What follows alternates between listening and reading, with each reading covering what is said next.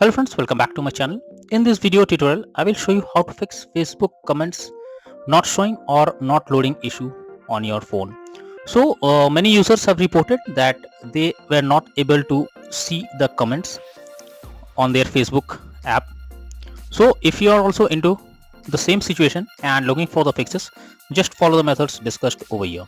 So the very first method that I generally suggest users is to restart your phone once.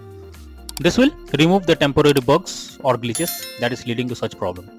Just press the volume up plus power button and then select restart your phone. Once your phone restarts, now launch Facebook app and then check whether comments are loading or not.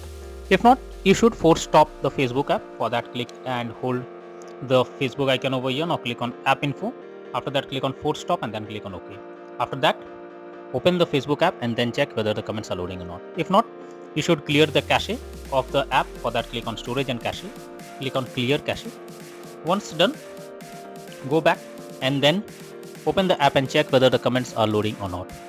If not, you should check if the app needs any kind of update. So for that, go to Google Play Store. In the search option, search for Facebook, and here you have to check if there is any update available. If yes, update your app to the latest version, and after that check whether comments are loading or not on your phone.